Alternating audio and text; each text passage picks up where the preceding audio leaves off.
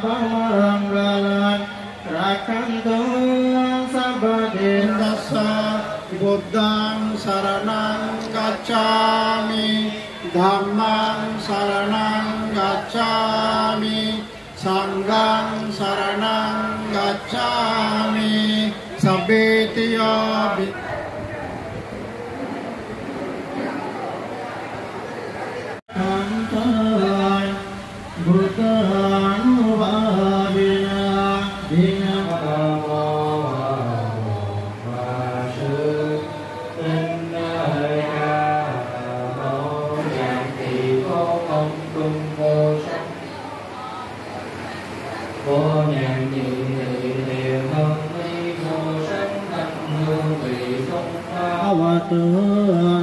Sabamanggalan Rakanto Tassa Bhagavato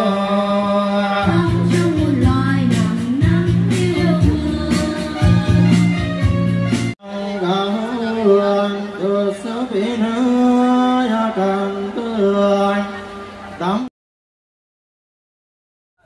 আজকের 2568তম বুদ্ধ জয়ন্তী দিনে মহামানব বুদ্ধের মৈত্রীর বাণী, শান্তির বাণী, বিশ্ববাণী জাতি ধর্ম বর্ণ নির্বিশেষে সমস্ত রাষ্ট্রে বিশ্বে পালিত হচ্ছে এবং এটাকে অনুসরণ করতে হবে। তাহলে আমরা যুদ্ধ নয় শান্তি চাই এবং অশান্তময় বিশ্ব থেকে শান্তি দিতে পারবো।